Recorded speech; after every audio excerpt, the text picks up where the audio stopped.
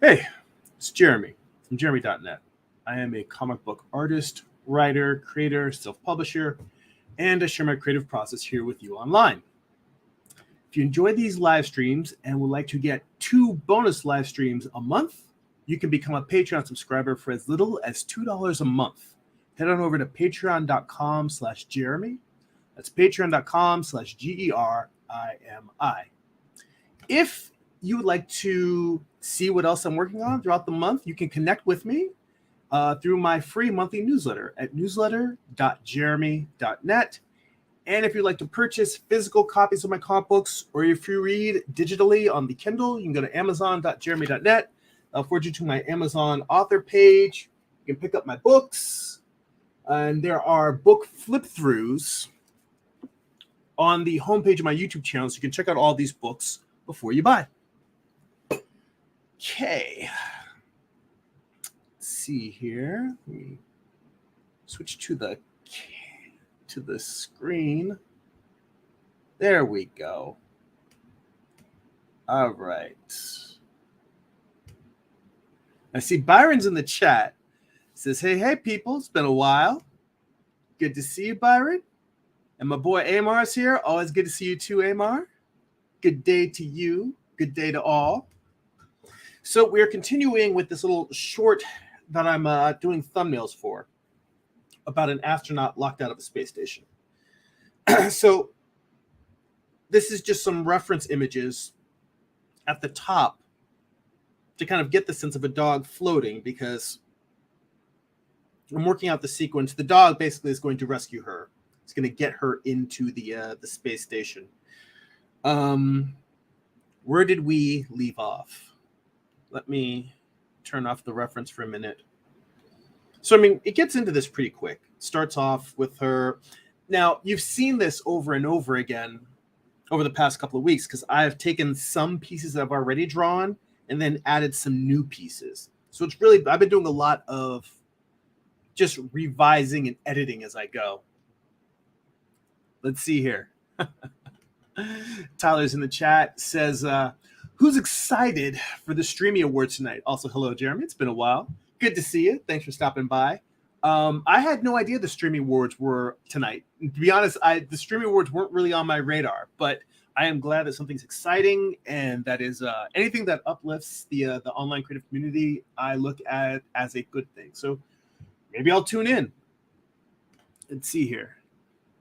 Amar says, Bing has a chat that is similar to Stable Diffusion that you could have been helpful for your storyboards as well. That is good to know. I will file that away for future use. Let's see here.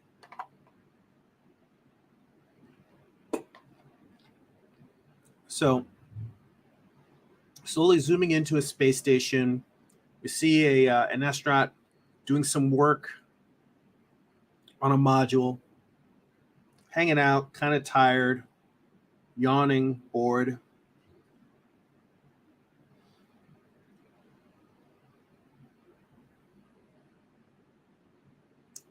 Then continuing working, we see the dog pop in through the through a portal. And now what I was doing is I was sitting here kind of drawing diagrams, because this room is sort of a spherical room that originally was all glass on the top, but then I changed it just for storytelling wise to have some portals. So there's one portal that the dog, whose name is Sagan, is looking out through. There's another larger portal off to the side that we don't actually see. And there's a doorway that leads in deeper into the space station. So I was kind of working out the angles for the shot that I want to have of Sagan sort of looking through the portal, then bouncing off the wall, and then diving out into the space station to see what they're up to.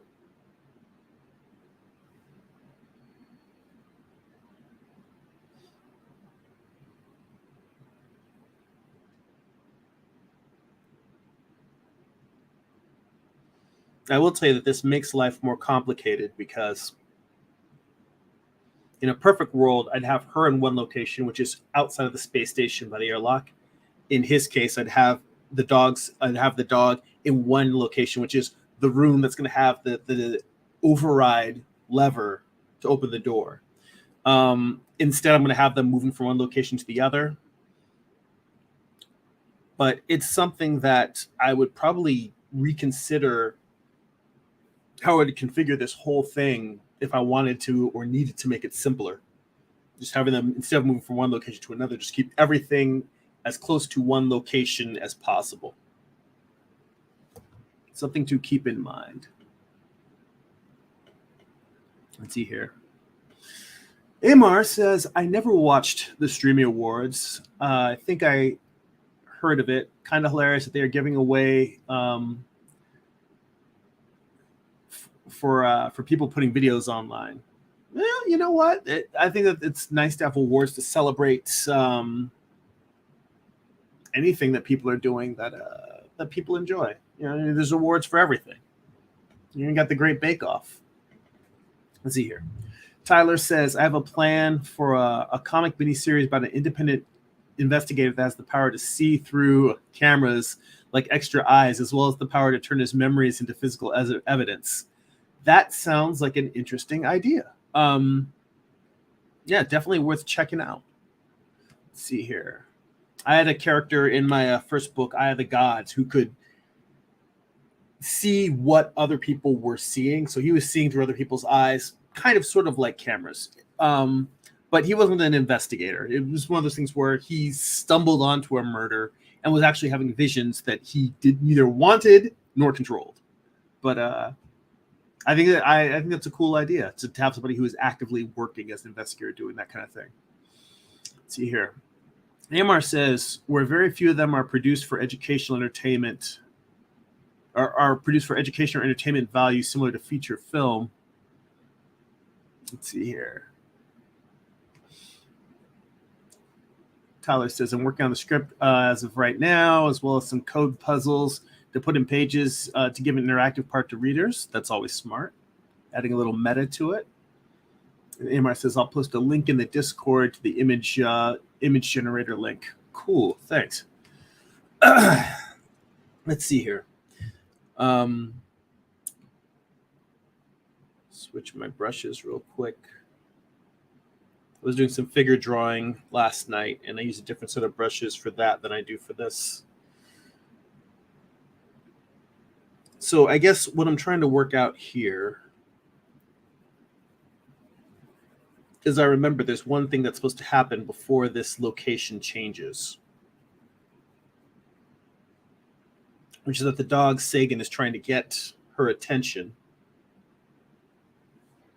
And there's a little button that he can press.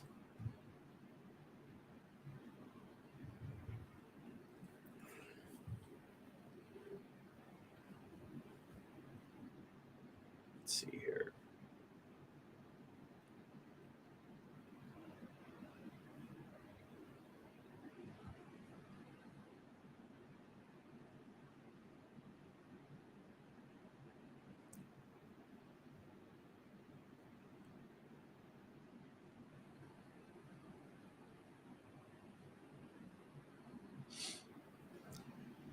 Gotta turn this upside down. Drawing a dog upside down is just too hard for me. How drawing humans upside down is difficult.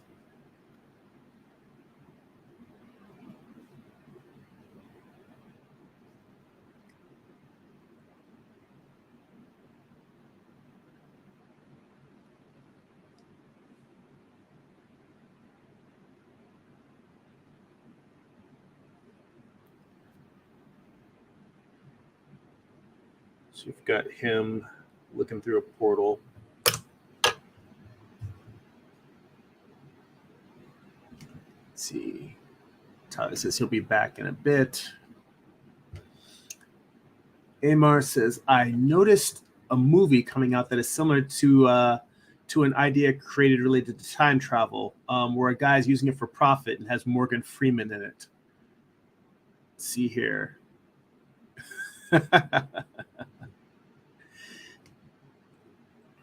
Byron says, what you do is you draw the dog right side up, then flip it. Work smart. Work S smart. Yeah. Well, I mean, the idea of drawing the dog and flipping it, fortunately, working digitally, rotating the canvas is just as easy as flipping it. So your point is taken, and there are probably situations where I don't want to flip the canvas while I'm drawing upside down, and it would make sense to do it that way. But in this case, rotating the canvas gets the job done. Let's see here. Amar says the movie's called 57 Seconds. And funny enough, I talked about this idea on a Clubhouse chat a year ago or so. And he says, I called it Mr. 15 Seconds. Now, I remember sometime in the early 2000s, I saw a video online about a guy who could rewind time 30 seconds. And it was right before the TV show Heroes came out. It was just like a normal guy who had this power. And what sucked is, he was using it for all these little things. I think it was one of the things where he was trying to meet a girl, and he was using it to try and just go through all the iterations of trying to say the right thing to make her fall for him. And eventually, he learned that he just had to just be himself and be honest, and that's what got her to really like him. But he tried like all sorts of different things, and then finally, excuse me. Sorry. The allergies are back. I really got to use that mute button. I have a mute button right here, and I never think to use it, and I should just use it. I'm afraid that I would forget, and then I'd just be sitting here like just John with nobody hearing me. Anyway, the guy eventually, he connects with the girl. They fall in love. She gets hit by a car, and he gets there just after the 30 seconds passed. So, and the guys say, bless you in the chat, Amar and Byron. Thank you. Appreciate it. He keeps trying over and over to get to her in time to save her, and he can't because it's just after the limit. And it's about accepting that there's limits to what we can control. It was a very, very powerful short film. I think it was only like maybe 8 minutes long. But yeah, all this stuff with time travel stories are always interesting. In fact, pardon me, I'm going to blow my nose. For this, I'm going to do the mute.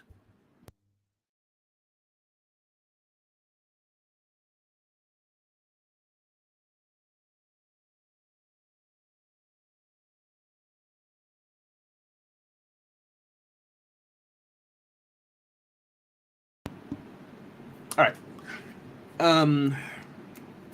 Speaking of time travel, I've been listening to the soundtrack to Christopher Nolan's Tenet on repeat. Like it's been my writing music for the past few months. And I've really, really been into and enjoying that soundtrack. And it makes me want to go back and give the movie another shot because generally speaking, I love Christopher Nolan's films. I didn't connect with Tenet, and I want to go back and rewatch it just to see if maybe, it was just the time at which I watched it, or I don't know. Just try to get a sense of maybe what it was that was the disconnect for me personally. Because some people like it, think it's one of his best films. Other people really did not like it. There's people who just think he's overrated in general and don't like his works. But for me, I like most of his movies. So when one came along and it didn't work for me, it doesn't make me think, oh, he's lost it, or oh, I don't like him anymore. It makes me want to go back and understand what is different. What is different about his storytelling? What is different about me in terms of where I came from the work? And maybe it is that I'm missing something. I don't know. I don't know if other people think this way about creators that they follow. Because, there's definitely comics that I've read from creators I love, and I didn't love that particular comic. And in those cases, I just feel like okay, this one wasn't for me. It's like when you listen to an album and not every song on the album, not every track is one that you love, and there's certain ones that you skip. Like, that's how I feel about anyone's creative work, whether it's a comic book or a film or a novel, you know, or an album. You know, every once in a while one comes out and this one just isn't for me. Doesn't mean I won't show up for the next one. But yeah, Tenet, I don't know if you've seen that, but it is definitely about time travel. It's an interesting film.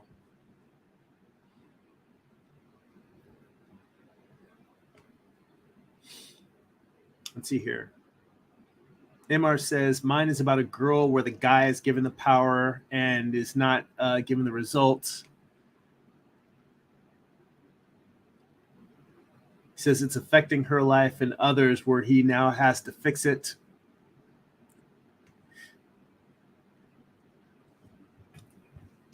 And James says, apparently Peter Ahern has done storyboards for a short Buzzkill and began production in 2020. Regardless, it's a good but disturbing short. I'm going to write that down because I want to go check out that short. Let's see here.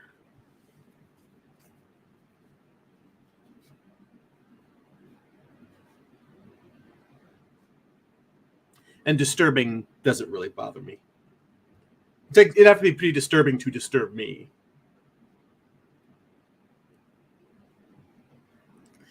But thanks for the recommendation. I will watch that after the stream. Let's see here. Amar says there's more involved, but I feel if I put the idea out, people will think if this movie or possibly others. I really watch time travel movies. He said it's just an idea that popped in my head from a dream. Let's see here. And he says, I saw it, which I think he's referring to Tenet. Yeah, I actually enjoy time travel movies, but it depends on the movie. For instance, Looper, I enjoyed specifically because they made the joke how, look, don't start trying to figure out the logic of all this because we'll be sitting here all day drawing charts and diagrams, and at the end we won't understand any more than we did before. Whereas the movie Primer, which was considered kind of a hard sci-fi fans time travel film, really after the first 30 minutes, I mean, the point of the movie is about whether you really can trust people. And it's about people going back and forth using time travel to kind of double cross each other and try to be one step ahead. But it just, after the first 30 minutes, I was like, I can't follow this shit anymore. I lost interest. And I think that kind of stuff is really viewer dependent. If you're somebody who really, really enjoys puzzles and hard sci-fi and likes working out the details and following the logic, if you like making your murder board diagrams in your spare time, then it's probably a good movie for you. For me, I like movies that make me think. What I like is movies that give me all of the puzzle pieces as they go along, and they assemble about half of them and then say, here, you mentally put together the rest, but we've given you most of it. And it seemed like that one, that they gave you all of the pieces but assembled none of them. And they were just like, yeah, here, have fun.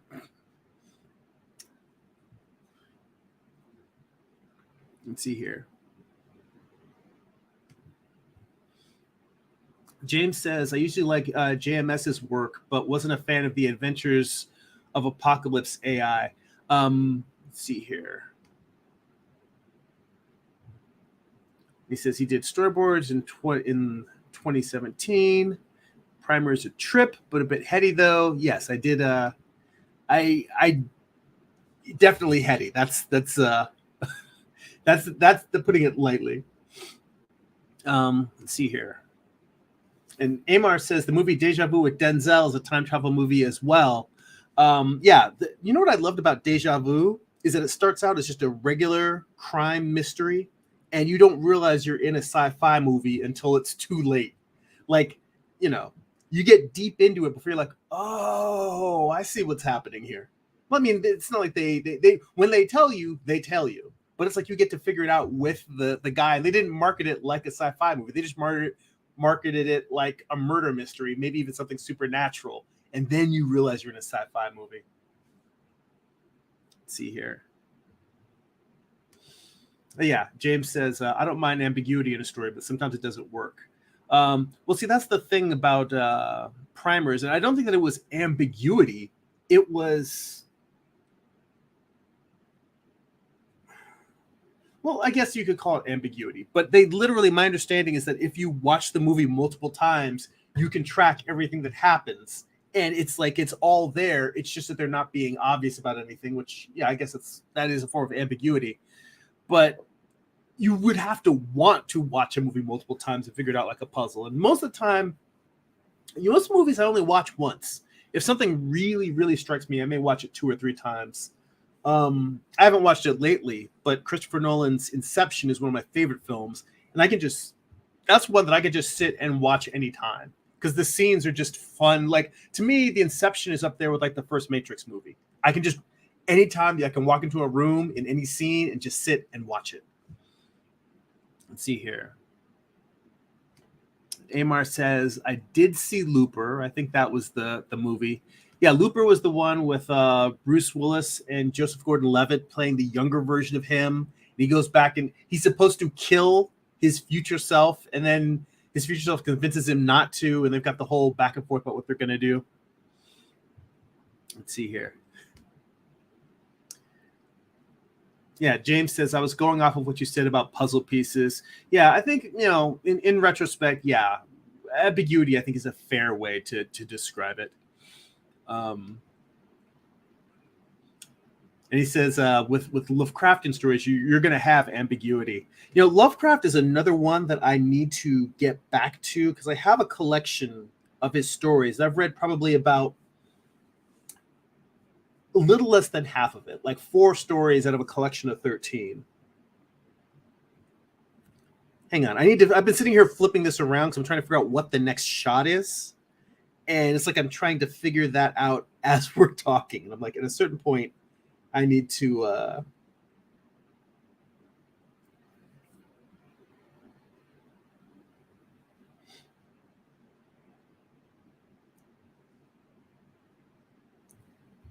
So the problem is I flipped the camera and intentionally flipped the 180 degree because I'm showing the window and I'm showing inside the window from his point of view.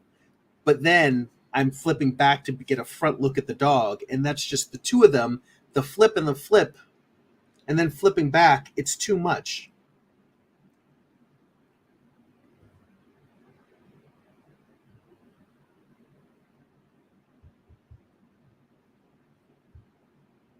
I will continue looking at the chat in a second. But this is actually the downside. Storyboarding is one of those things that is difficult to do while talking because I do need that part of the brain that makes words to decide what's happening next.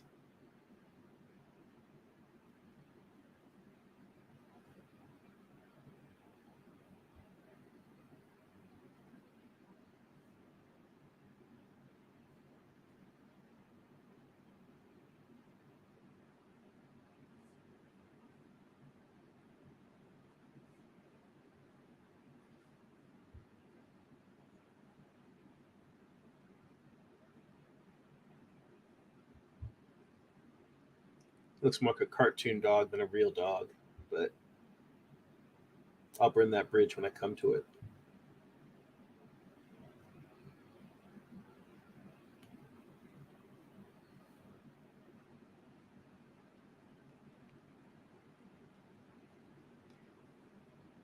Yeah, I'll tell you, ideally, what I should do is just finish off these thumbnails really quickly, and then I can just do cleanup. That I can do while I'm talking to you guys. Like cleanup, inking, rendering, those are the kind of things that I can just do and carry on the conversation like normal.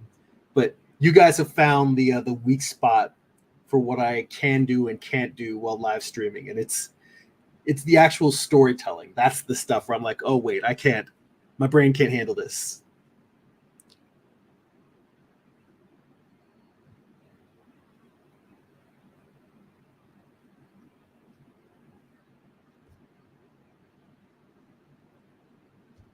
Yeah, this is going to require some work to figure out how to get these shots to line up properly, seamlessly. Let's see here.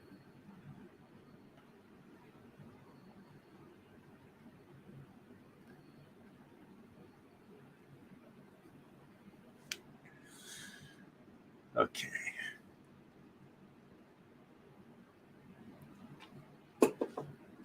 Let's see here. And James says, I liked Looper.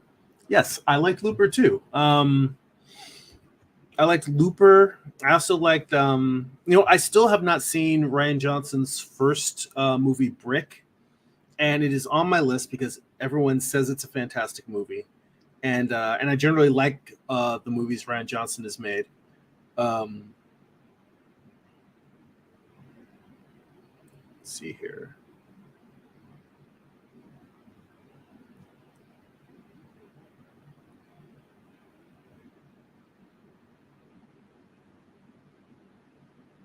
Trying to figure out what layer. Oh, there we go. Just trying to figure out the little diagram that I made for the interior of the space station. Just trying to figure out what layer that was on.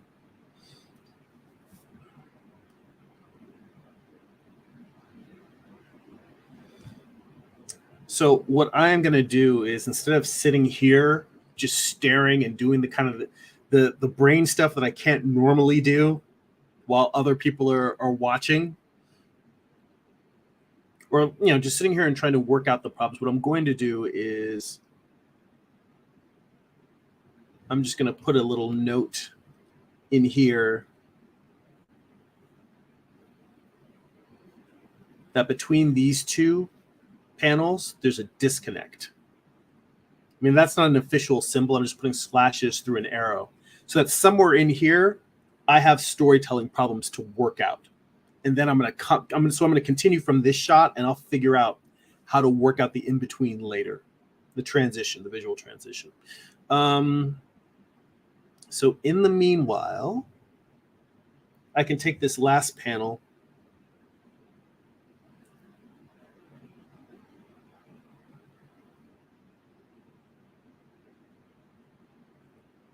copy, paste, turn that off, move this up here, and now I'm going to use the last panel from the previous frame as the first panel for this sheet, and just continue building here. Let's see here. James says, "Are the layer thumbnail thumbnail icons? Are they layer thumbnail icons or something?" He says, "I'm trying to figure out what they're depicting." Are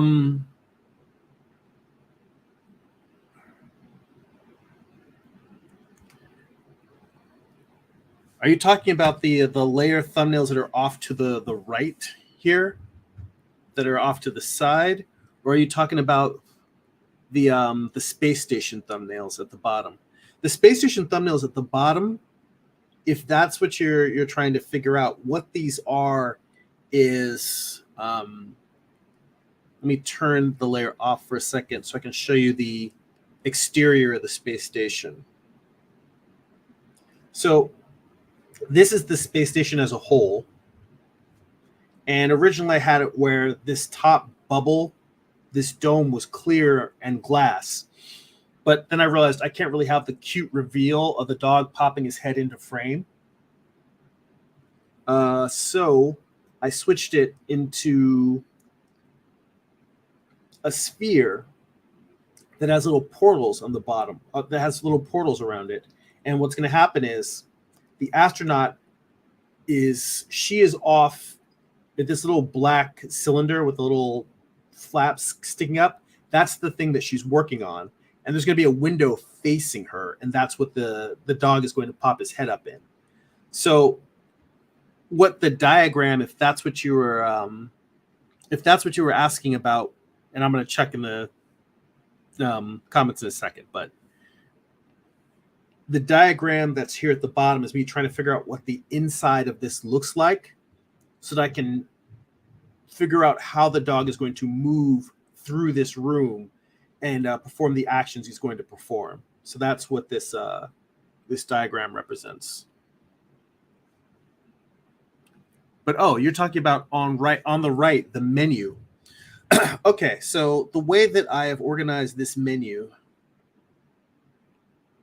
is, let me turn off all these layers. So I've gone through a few different iterations that you guys have seen me over the past 2 weeks. So the first, this is actually a folder.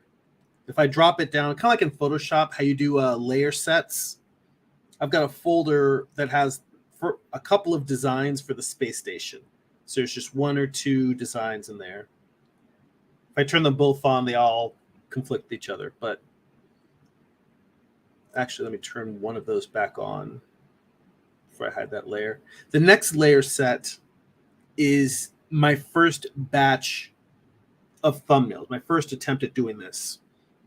And I think, you guys have seen that process I do where I will start by drawing either of its thumbnails, whether it's a story or a character design.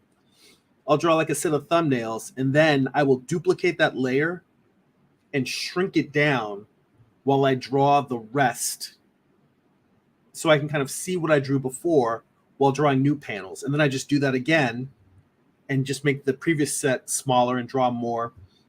And the reason why the amount of space that this is taking up is weird is because while I was drawing these, I had reference at the top. And I think this reference was smaller, or actually it didn't have that second row of space stations, but there was just reference of space stations I was looking at while I was thumbnailing this.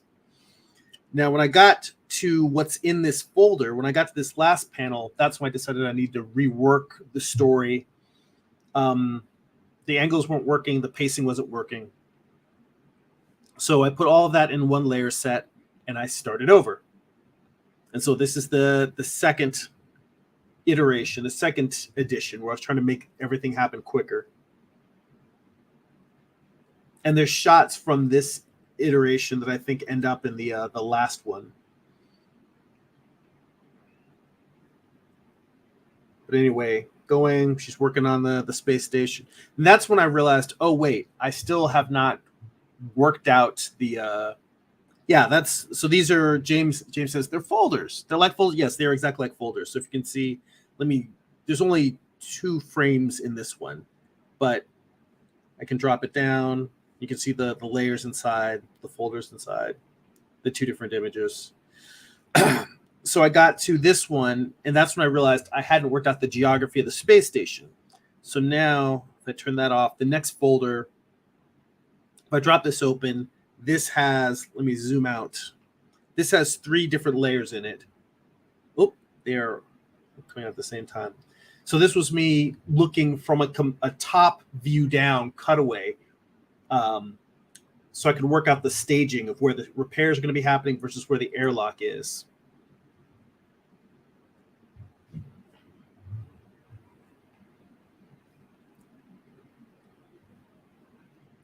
Then me working on, this is what led me to the final redesign of the space station. And this shot, like I was trying to figure out, one of the things is how do I show that she's been out there for a long time working? And I realized by having her working, but then showing this long row of all these other circuit boards and implying that she's been working on all of them leading up to this. Let's see. I figure I've been going on for a little bit. Let me look up the chat. Herman is in the chat. He says, good to see you. Haven't seen your work in a minute on YouTube. Is it possible something up with my notifications? It's been a minute when you do a stream. Well, I will tell you that when you subscribe to someone, unless you hit the notifications icon, YouTube won't actually notify you when someone goes live. That said, I did take 2 weeks off in July. So I was off for a little bit, but I've been back on my regular schedule for the past 3 weeks. So yes, YouTube is shading you on the notifications. But I will tell you 2 things. One is to go next to where it says subscribe and hit the notification bell. Then it should alert you. And 2, hit the like button on the video, because YouTube will feed you more videos that you like. So hopefully, between those two, you'll get to see and know more when I'm going live. Generally speaking, every Sunday, 11 a.m. Pacific Standard Time. So I should be here. But all the replays are always there, so you can watch them anytime. Let's see here.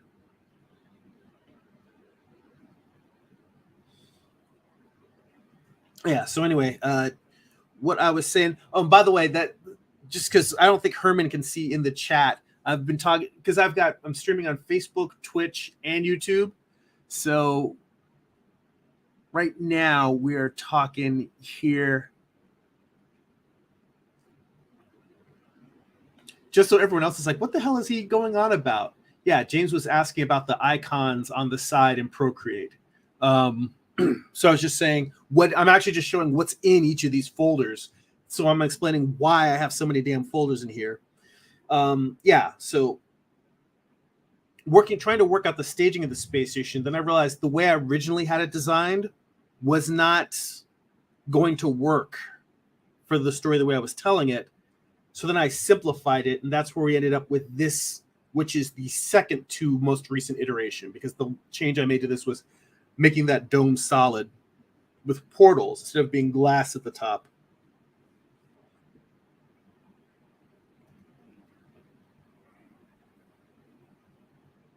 So yeah, so this was just a diagram with the latest space station. Then I went through and just made some beat boards to try and get the most important shots that tell sort of the whole narrative. And this is sort of a working document where I was kind of working with. This one's a mess, really, because this is me just trying to figure out shot angles while looking at diagrams, while looking at moments in the story that I want to tell. And then finally, I got a set of beats that I feel really kind of captured the whole story. So the working in the space station, then down here, because a lot of these I'll draw the next panel after it, and then I'll realize later on that there's a different shot that tells more of what I want. So later on, I decided to change panel 2 to the dog, Sagan, kind of popping in out of the corner. Then her realizing she's running low on oxygen, her realizing she's locked out of the space station, her miming to the dog to pull this override switch. And I did like 1, 2 different drawings with the override before I eventually came on this angle where he's floating above the ground because it's still 0G, but he's kind of like kicking and kicking, trying to pull this thing to open the door to save her. And then a couple of different versions of the door opening. One where you just see her face close up. But then I thought it kind of makes more sense to show just the exterior and her going in the door. And then finally her and Sagan reunited. Still haven't decided whether I'm going to go with the wider shot or this tight close-up shot of him licking her. But yeah, that's basically the whole story. And then me on the side figuring out how many frames the whole thing is going to take. And I'm shooting for 100 frames.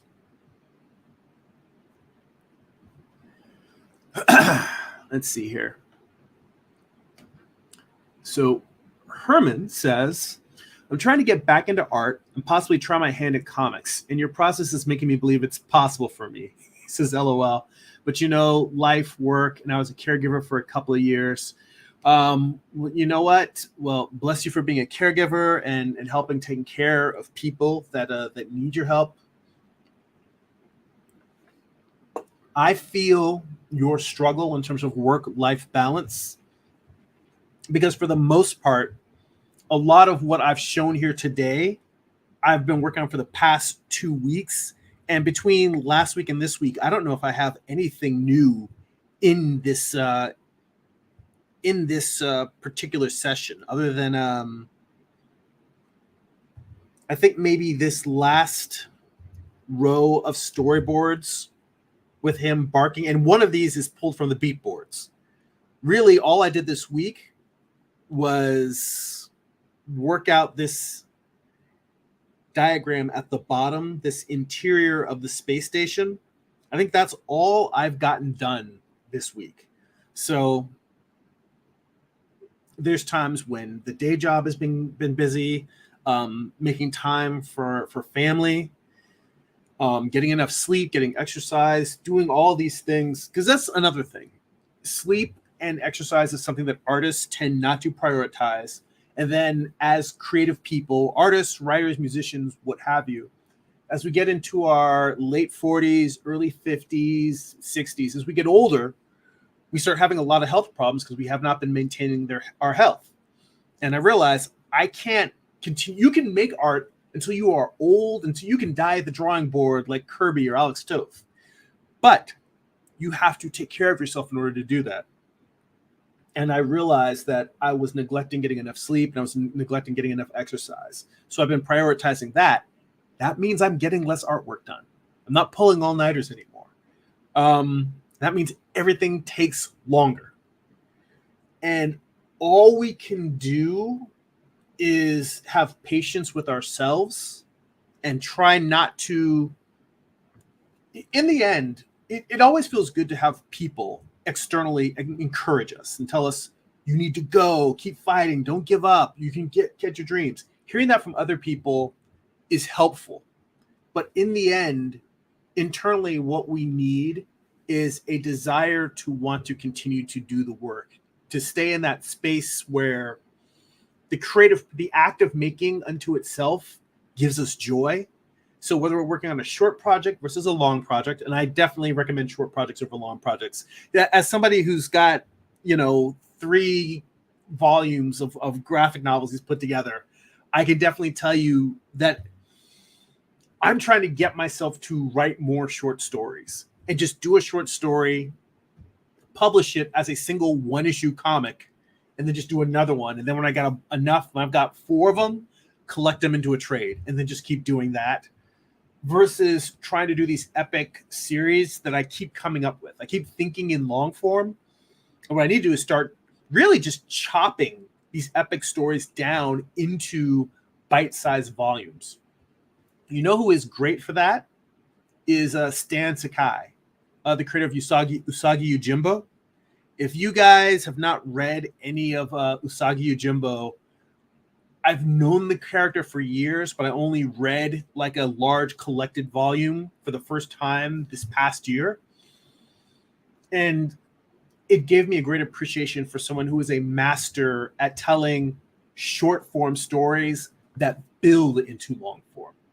And I think that that is a much wiser approach to take. And I'm trying to dismantle and recreate my writing process to do that. It's a large shift. It's a difficult shift, but I think what it allows you is to just focus on one thing at a time, and then eventually you get your epic. But you've been putting it out regularly versus what I have done in the past, which is I finish something, I go away for a bunch of years, I come back with something. So I'm trying to get something, trying to switch to where I'm always putting out a book, at least an issue a year, because that's something that even with a day job, writing and drawing a single 24-page comic in 1 year is still hard when you've got a day job, if you're doing it all yourself. But it is doable. So, yes, keep at it, but find as much joy as you can in the actual act of creating. And don't put too much pressure on yourself. Move towards making a finished thing that you can put out in the world. But the joy of sitting down at the drawing table is what will keep you going.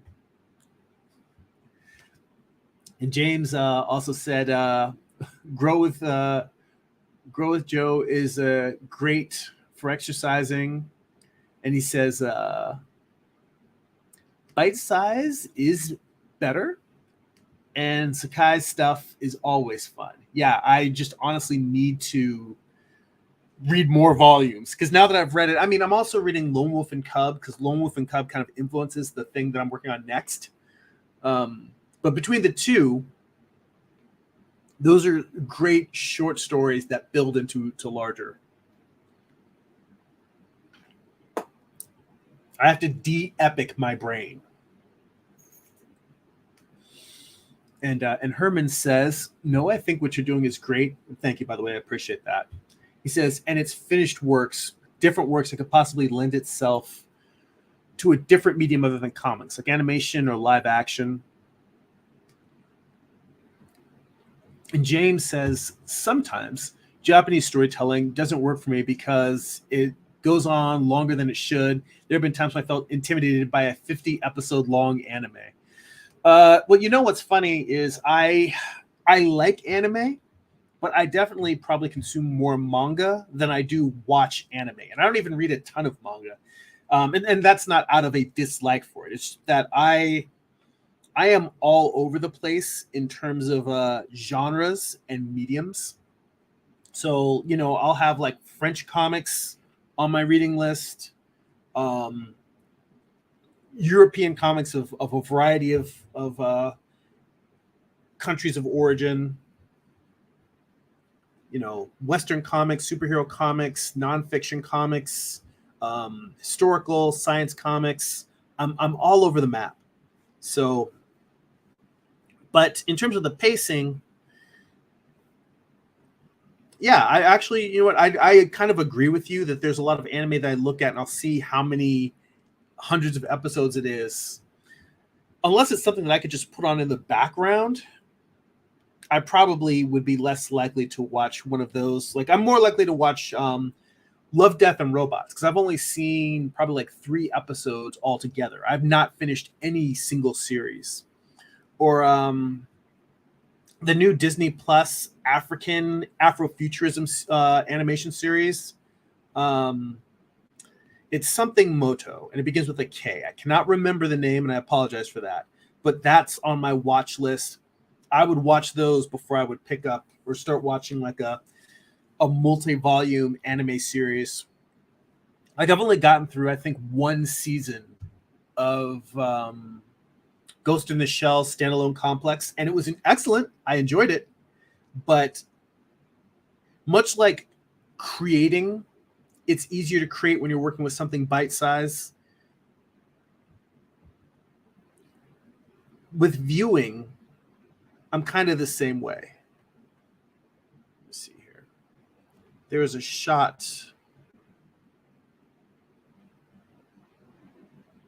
Why is this empty? Oh, here we go.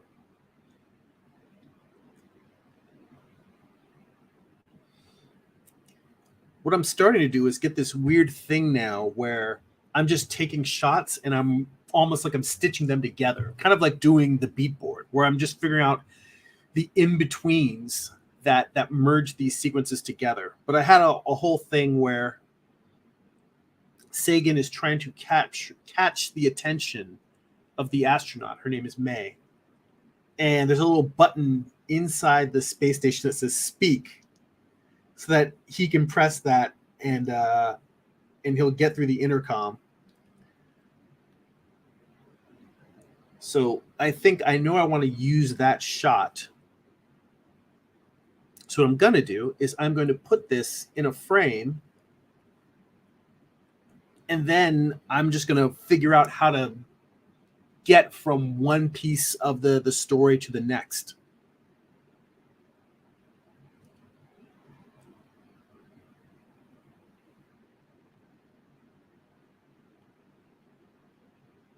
All right, let me turn that back off. Let's see here. Amar says Lone Wolf and Cub has always been my favorite, but I never read the comics, just watched the movies from the 60s. See, right there, that's the reverse for me. I've actually never seen any of the movies. And I should check them out. But the comics, I mean, it is my favorite storytelling medium. Well, that's another thing, is I try to not just read comics. So I try to keep a healthy mix of prose at the same time. So going back and forth between reading comics and reading prose books. Although the pros have started moving more into audiobooks. Like, I'm finally getting around to listening to Tananarive Dew's My Soul to Keep. I mean, she's a horror writer whose work I've heard about for years, and she's been on my list to start reading.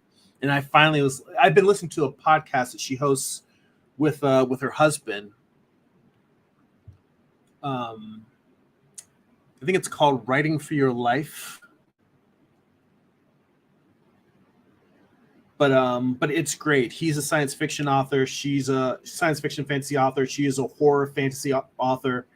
And together they just talk about being a couple and the creative process and you know putting you know putting out work and the creative struggles we all go through.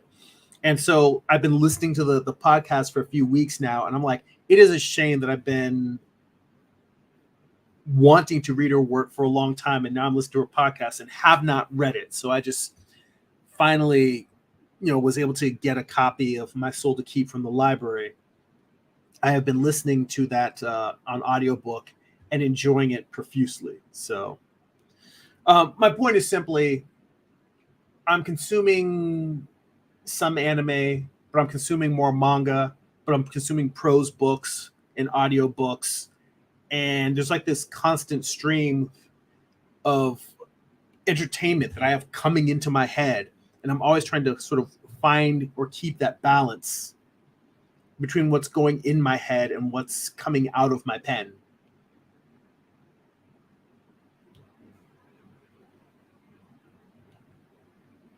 Let's see here.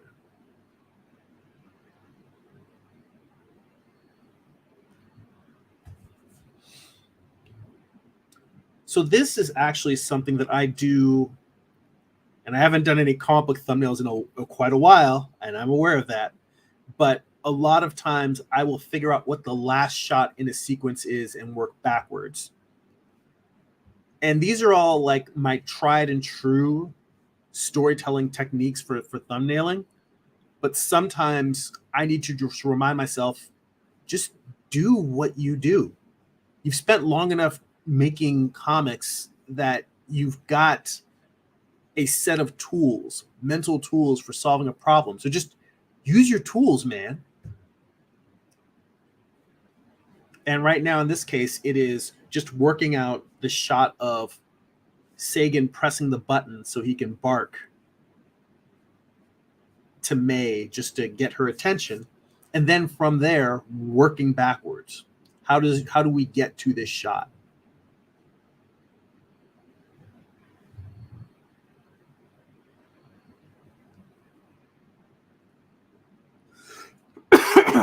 Excuse me.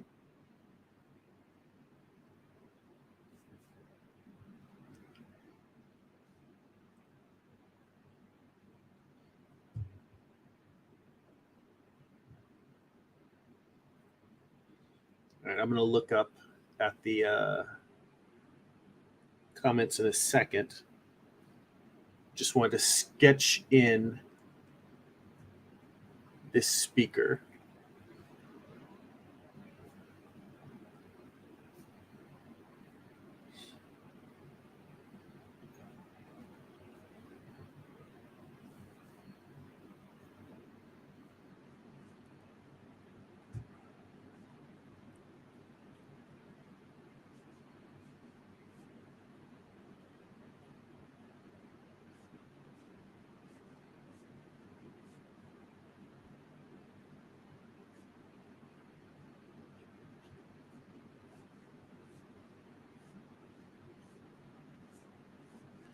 And you know what? I know that it is not comics. It's more of an animatic storyboard, but I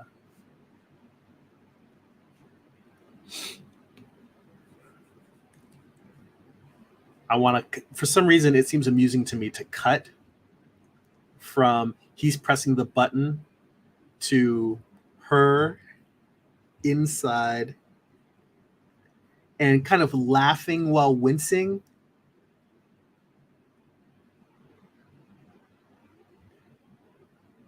And just woof woof is like filling her helmet, like he's barking.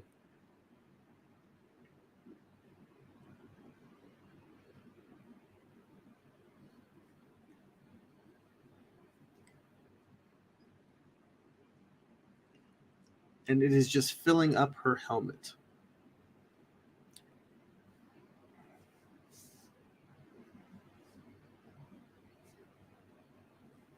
That is not a very good face. But you know what? These are thumbnails. I should stop. I can hear Amar every time I get perfectionist. I hear Amar's voice saying, "Man, what you doing? Keep it moving." I don't tell you that enough, Amar. But you actually you help me a lot in that mentally, like because you always remind me, like, man, why are you being such a perfectionist? And I believe in the pursuit of excellence and improving my craft with every drawing, but I also am fully aware that I take that too damn far. So having your voice in my head every time I'm doing something, there's times when I need to sit and just focus on making something better. I need to improve the craft. That's real. But when I'm noodling on stuff that doesn't need to be noodled, I hear your voice say, trying to snap my fingers with this stupid glove on. Anyway, I hear your voice in my head say, keep it stepping. All right. Woof.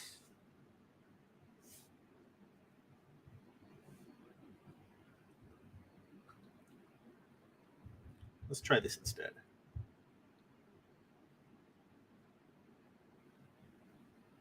Woof. Woof.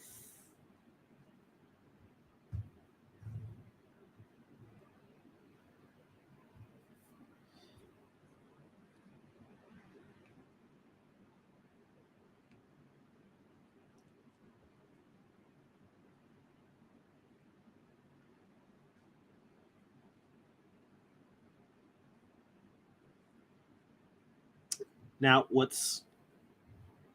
I'm not going to worry about it here, but what this thing is it looks like someone just straightforward. They're kind of floating to the side.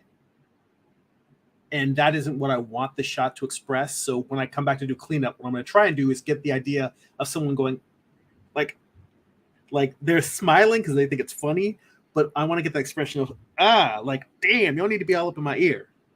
So that's kind of that's what the shot is supposed to be. And I will save the chance to come by and look at that and revisit it later. Let's see here. I see Life of Lozo in the chat. It says, I just wanted to stop by and say hi and thank you. Spent a lot of time watching your videos in 2020 while creating our graphic novel, and it was so helpful. We had a great reception. Thanks again. Well, you know what? I am honored that I could do anything that would help other creators on their creative journey. Thanks for mentioning it. Thank you for watching, and congratulations. I'm glad the reception has been so great. I'll check out your channel, and I'll follow your work. Thank you so much. Let's see here. Stuff for me to follow up on after the stream. By the way, we're getting close to the top of the hour here, so probably in the next 5 or 10 minutes, we'll wrap up.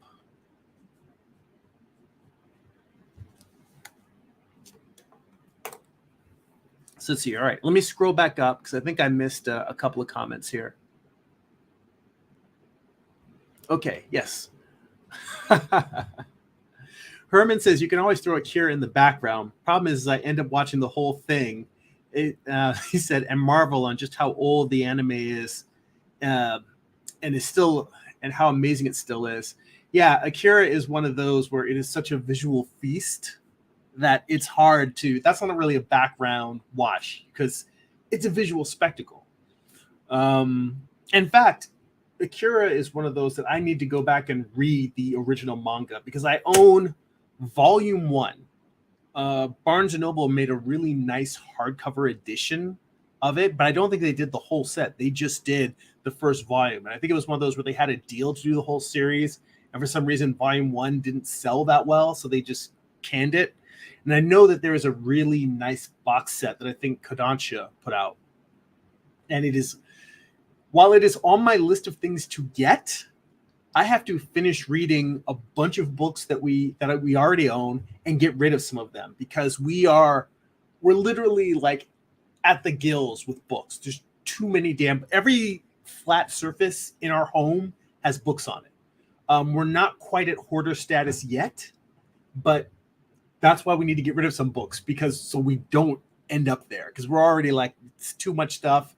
There's books piled on top of bookshelves, and I gotta get through some more books before I can make time to go back and read the original Akira. To be honest, I wish that it was available digitally and I would just read it that way. Not because I prefer digital comics, but because there's so many things I want to read and I know we don't have space for them. I'm really trying to pare down our physical collection to just books that I know I'm going to want to revisit. Whether it's just for visual reference or just pure pleasure of re-experiencing the story. Let's see here. So James says, yeah, I should read more prose. I like Another Chance to Get It Right. It's a collection of short stories with illustrations. Oh, Andrew Vox? Is that, I think, yeah, the guy who did Hard Cases. I've read one of his series. I think it's Cross is the name of the character. And there is a collection I read that Dark Horse put out of a bunch of short comics. And it's tough reading because a lot of it is about crime and abuse. And a lot of it is like he was a lawyer who was specifically an advocate for children who are the victims of abuse.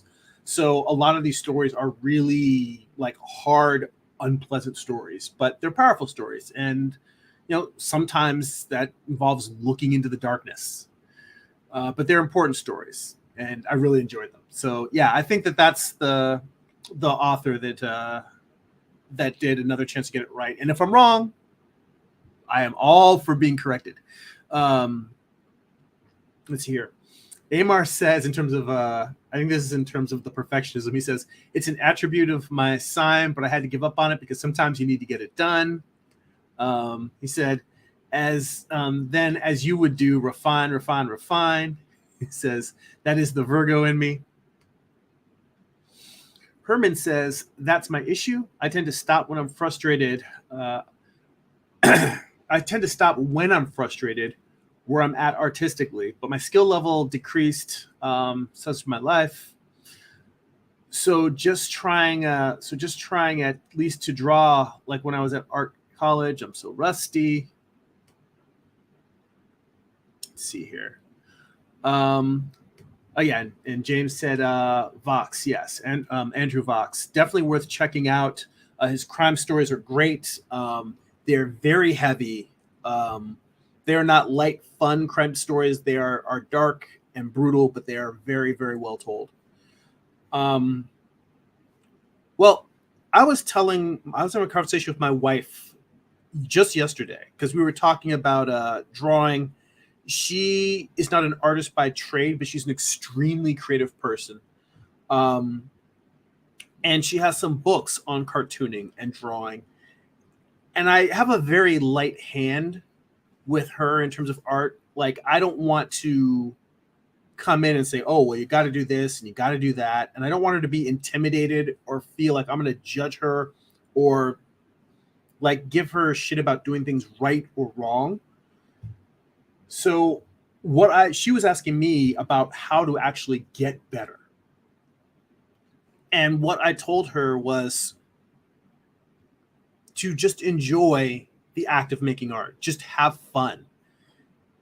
Because she was showing me some doodles that she did during a meeting.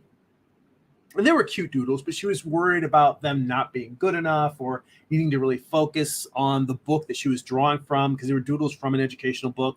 And I said, you know what? Why not just sit while you're watching TV and have the book next to you and just doodle and don't worry about whether they come out good or bad. Just enjoy the act of making pictures because that will do so much more for you in terms of artistic growth than anything else. Because if it's a drag and you're frustrated, you won't want to do it. But like you said, you give up when you get frustrated. For me, I started looking at drawing the same way that you look at video games. or the same way that people look at video games. When you get your ass kicked on a level of video game, you might throw your controller, you might yell, you might get frustrated, but what usually happens? You come back, you pick up the controller, and you're like, let me try this level one more time. Just one more time. And then as you know, you spend 2 hours trying to beat a level or beat a certain boss. But when you beat it, you feel awesome. That is how I look at drawing, whether it's figure drawing, illustration, comics, thumbnailing. The puzzle solving part of my brain wants to dig in to whenever I'm having trouble.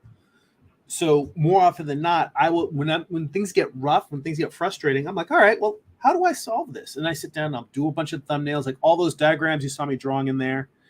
When it comes to figure drawing, usually when I'm doing figure drawing classes, whether it's figure drawing classes on Zoom or when I used to go to in-person classes, half the work is drawing in class. The other half of the work is I take those drawings home and I look at the ones, not the great ones. I'm like, oh, dang, I nailed this pose. I look at the garbage ones. I look at the ones where the proportions are off, where the drawings are wonky, where just it captures the pose and the proportions are right, but it just feels stiff and lifeless. And what I do is I start re-sketching those. And I'm not sketching to try and draw the perfect version of that. It's literally like a drawing autopsy. I am trying to dismantle what I did wrong, what the elements and components are, and rebuild the drawing like Frankenstein. I'm trying to shock it to life, but I'm shocking it to life through understanding basic volume, trying to make things feel solid, sometimes lighting, often proportion. Proportion after a lifetime of drawing is still my weakness. The minute I let up, arms get way too long, legs get way too short, heads get wobbly and squished. My point is the getting frustrated. I have learned to turn the part of me that I've turned the struggle into a game. So for me, the frustration is no longer a hurtful or painful thing. I always tell people that your bad drawings are the best teacher you can have. I save my bad drawings so I can look at them and analyze them and figure out what is it that I don't know. I'm like, oh, wait, I don't really understand how the elbow goes together and works. I've just been drawing it as a ball, but I need to really conceptualize what's happening with the ulna as it fits into the bottom of the humerus. I need to really conceptualize how that bone is moving along it in different positions and how the muscles are wrapping around where the arm is turned, flat versus turned outward or turned inward. Understanding what's happening to the all of the anatomy. All of these things, this desire to look at a bad drawing and just dissect it is entertaining to me. It's like a kid that takes apart a watch because they're like, I want to understand how it works. So a lot of this is internal. It is mental and emotional work to transform how we interpret the creative process. But the goal is to take things that are frustrating and feel like roadblocks and turn them into fuel. I'm taking a fence and I'm breaking it apart.